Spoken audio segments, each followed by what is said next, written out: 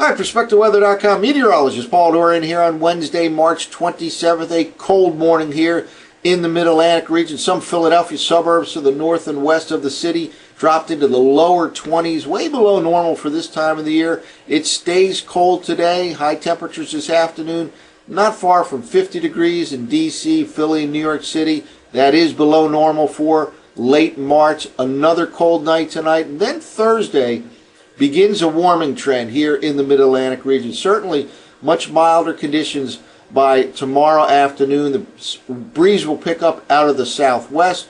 High temperatures well up in the 50s in the D.C. to New York City corridor, perhaps touching 60 degrees down in D.C. And that's very good news for the home openers in D.C. tomorrow afternoon for the Nationals, in Philadelphia tomorrow afternoon for the Phillies and Braves, and in New York City for the Yankees tomorrow afternoon. Looks like decent weather conditions, certainly considerably milder than it will be this afternoon. Then we turn quite warm for Friday and Saturday. High temperatures both days, not far from 70 degrees, give or take a few degrees on the plus or minus side of 70 for Friday afternoon, Saturday afternoon in D.C., Philly, New York City. Then another cold front arrives during the day on Sunday. Probably whips on through the I-95 corridor region by midday. Therefore, by Sunday night, turns colder and windy and quite a cold start to the new week. In fact, quite a cold start to the new month of April, which begins on a Monday. Let's start off by looking at the 5-day temperature anomaly maps from the 6Z ensemble run of the GFS.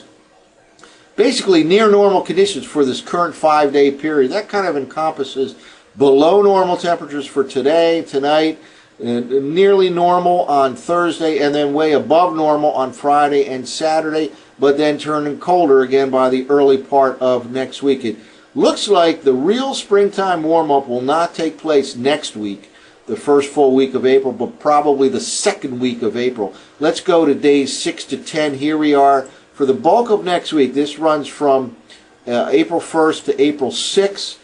Way below normal across Canada and below normal across almost the entire eastern half of the nation. In fact, it looks like the entire eastern half of the nation. Again, this is the 5-day period that runs from April 1st, Monday, all the way to April 6th. So below normal temperatures. It looks like there'll be not one but two cold shots that we'll have to deal with next week in the Mid-Atlantic region. One arrives late Sunday night, and then a second cold shot looks like it's coming our way for the latter part of next week. Now let's jump out to the following week, days 11 to 15, and here we go. We have back to normal on the way to above normal in the Mid-Atlantic region. This period runs from April 6th to April 11th. Again, it looks like next week still one, perhaps two cold shots for the Mid-Atlantic region, but the following week looks like we may finally achieve some sustained springtime warmth. Well, now let's get back to the shorter term. Here's the current surface map, and high pressure dominates the scene in the Mid-Atlantic region and the northeast U.S.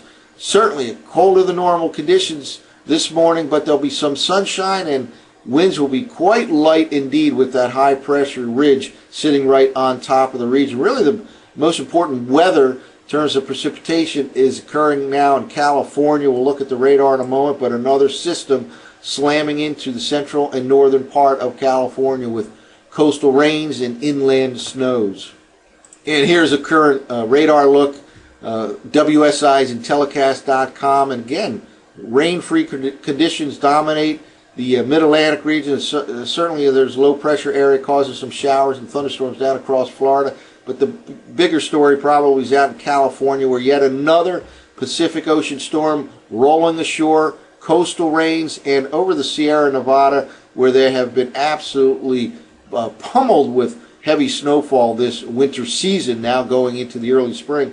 More snow on tap for the next 24 hours or so. So yet another big system for the drought-free state of California. By the way, eventually there'll be more snow over the next several days over Nebraska. All that flooding out there in this part of the nation, Nebraska area and the upper part of the Midwest and Northern Plains, all as a result of excessive snow over the winter, excessive cold over the winter season, which continued right into the month of March. Snow is now melting. A lot of the ground not far below the surface is still frozen solid. It prevents any seeping into the soil of the melting snow. So the combination of excessive cold and excessive snow has led to the flooding situation out in places like Nebraska this spring season. Well, let's walk through last night's 6Z run of the GFS model. First of all, looking at the surface maps, first of all, high pressure dominates the scene as we begin the day on Wednesday. A clear, calm, very cold night for this time of the year, but some sunshine today will boost temperatures to near 50 degrees, still below normal for late March. But see these isobars out here in the middle of the country? Winds flow generally parallel to those isobars, and wind is blowing on the backside of the high from the southwest to the northeast, pushing milder air into the Great Lakes. That extends into the east over the next couple of days. Let's move forward here. Low pressure down across the southeast coast, keeping it very windy. Look at the isobar pattern here across Florida. Very windy indeed next couple of days. Downright dangerous, hazardous beach conditions across eastern Florida next couple of days with a strong onshore flow. And here we go. By tomorrow morning, opening day in D.C., Philadelphia, New York City. Notice the isobar pattern there tightening up, showing a change in our winds to southwesterly direction by tomorrow afternoon. The wind will become more noticeable tomorrow afternoon. That will also boost temperatures in the afternoon, way up in the 50s, maybe touching 60 degrees in the D.C. metro region. A couple of showers way upstream in the higher elevation interior section of the Mid-Atlantic late tomorrow. Probably staying dry in the I-95 corridor region. Friday, temperatures may approach the 70-degree mark in D.C., way up in the 60s in Philly and New York City. And then we go into the weekend, and we'll be watching the approach of a cold front here slowly sliding south and east across the Great Lakes late Saturday. By the time we get into the day on Sunday, here is that cold frontal system. Certainly some shower activity is likely along the frontal system, probably early to midday hours on Sunday. Then that front comes on through, and by Sunday night we're basically back in a colder air mass, breezy, colder conditions, winds out of the north or northwest by Sunday night, and certainly a cold start to the week and a cold start to the month of April, which begins on Monday.